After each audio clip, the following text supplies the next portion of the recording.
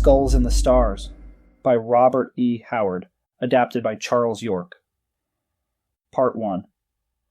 There are two ways to get to Torkertown.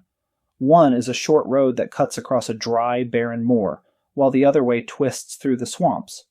The second road is hard and dangerous, so Solomon Kane was surprised when a young man from the village he had just left ran up to him and begged him to take the swamp road. "The swamp road?" Kane asked, staring at the boy. Solomon Kane was a tall man, with a pale, serious face and dark, brooding eyes. He dressed in plain, dark clothes that made him look even more somber. "Yes, sir," the boy said quickly. "It's much safer." "Then the moor road must be cursed, if your people told me not to take it," Kane replied. "The moor has deadly pitfalls, sir. You could easily fall in the dark. You should go back to the village and rest until morning." "And take the swamp road instead?" "Yes, sir." "The swamp road is safer." Kane paused, thinking it over. "But the moon will rise soon, and I can cross the moor in a few hours." "No one ever uses the moor road," the boy said nervously. "There are no houses out there, but in the swamp there's an old man, Ezra. He lives alone since his cousin, Gideon, went mad and disappeared. Ezra is a miser, but he would let you stay if you want to rest until morning." Kane raised an eyebrow. "Why didn't the villagers tell me the full story?" "They're afraid, sir," the boy whispered. "No one speaks about the moor road, but it's cursed. People have disappeared there, and the ones who come back are in hideous shape." Kane's eyes sharpened. "What haunts the moor?" "No one knows," the boy answered, shaking his head. "Some have heard terrible laughter and screams at night. Please, sir, go back to the village. It's better to wait until morning and take the swamp road." Kane stood still, his thoughts spinning.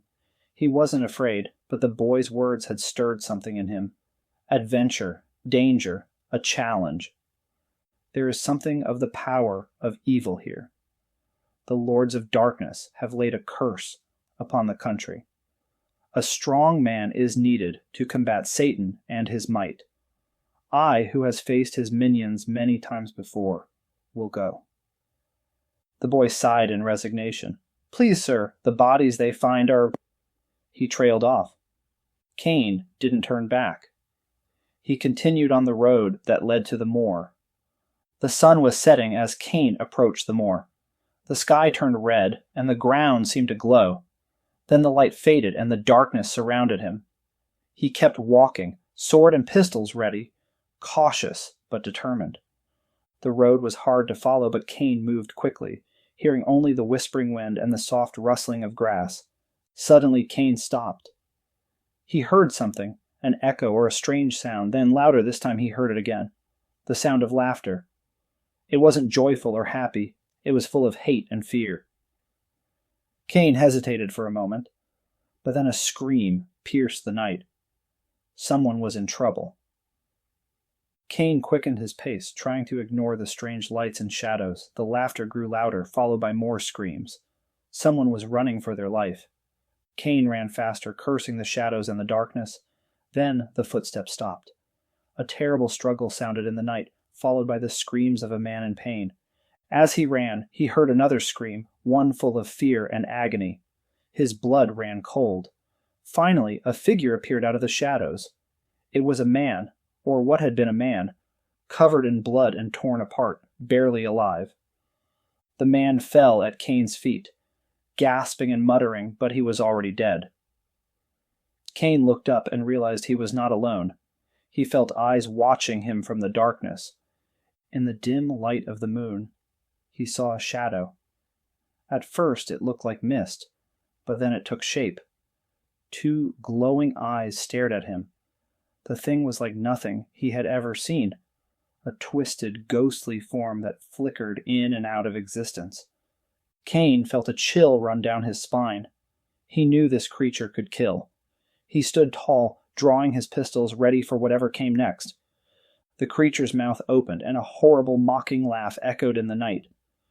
Kane fired his pistol, but the creature only laughed louder and came at him. He drew his sword and stabbed into the darkness, but it was like trying to cut the fog or mist. He threw his sword to the ground and struck with his fists. The creature cut him repeatedly with something like talons. Kane's clothes were in tatters. He felt his strength fading as he bled out from his many wounds. He knew that there would be no rescue, but the thought held no fear for him. His only wish was to give as good an account of himself as possible before death came. Kane fought back with all his might. The creature's laughter turned into shrieks of frustration as it backed away from him. Kane pressed forward, determined to win. With one desperate push, Kane struck the creature down. The thing tumbled across the moor, and Kane began to understand the creature's whispers and screams. He didn't hear it as a man understands speech, but he felt the meaning like ice in his soul. He knew. The creature vanished into the night, leaving Kane standing alone on the moor, breathing hard but victorious. Part 2. The swamp road passed by the old Ezra's hut, winding through muddy pools and dark, snake-filled waters. The hut sat in the middle of the swamp, hidden behind trees that seemed to whisper with every gust of wind. Ezra the miser was just as strange as his home. He was bent and gnarled like an old tree. His eyes were dull and lifeless. He seemed part of the swamp, like something that had been there far too long. Solomon Kane walked up to the hut. He was covered in bandages from the recent battle. Behind him, a group of villagers waited, anxious. "You're Ezra of the Swamp Road?" Kane asked. "Aye, what do you want?" Ezra replied gruffly. "I'm looking for your cousin, Gideon," Kane said. Ezra's face tightened. "Gideon?" "He wandered off into the swamp over a year ago. Lost his way, I suppose." "Did he?" Kane asked. "Well, over the last year, people have been attacked out on the moors. Many men have died. Last night, I heard the screams of another victim, a stranger who didn't know the risks." The villagers murmured nervously, and Ezra shifted uneasily under Kane's cold gaze. "I fought the thing that killed him," Kane continued. "It fled, but before it left, it whispered a terrible truth." Ezra's face grew pale. "What truth?" "I'll tell you," Kane said, "but you need to come with us." "Where?" Ezra gasped. "To the oak tree on the moor." Ezra recoiled, his face full of terror. "No, I won't go!" Ezra pulled a dagger out of his cloak and began to run. Two villagers grabbed him. He fought and struggled, but they quickly overpowered him and bound his arms. Kane led them through the swamp, the villagers struggling to carry the old man. They went out far into the moors until they reached a rotting oak tree standing by itself in a clearing. Kane turned to Ezra. "Over a year ago, you killed your cousin Gideon here, didn't you?" Ezra stammered, his face turning red with anger and fear. "You can't prove that."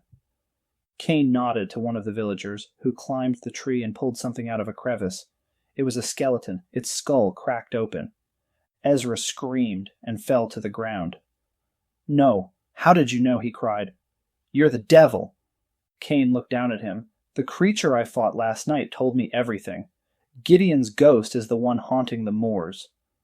Ezra's face twisted in fear. You're lying." "No," Kane said, his voice cold. "Gideon was insane, but his ghost has become powerful. He doesn't know who killed him, so he kills anyone who crosses his path. But he will know you, Ezra. You will be his last victim." Ezra began to shake violently. "Please no, I didn't mean to do it." Kane turned to the villagers. "Tie him to the tree. Let him face his fate." The villagers obeyed, binding Ezra to the oak tree as the sun disappeared completely. Kane gave a final command, telling them to leave the miser to his fate. As they walked away, Ezra began to scream. "Please, let me go! Don't leave me here!" The villagers didn't look back. They heard him screaming for help, but no one turned to save him. The red disk of the moon rose over the swamp, and for an instant a black silhouette was etched against it. A shape came flying across the face of the moon, a bent, grotesque thing whose feet seemed scarcely to touch the earth. The night grew darker, and the wind whispered through the moor. Then, far in the distance, a shrill laugh echoed. It was the last sound they heard before the night was silent.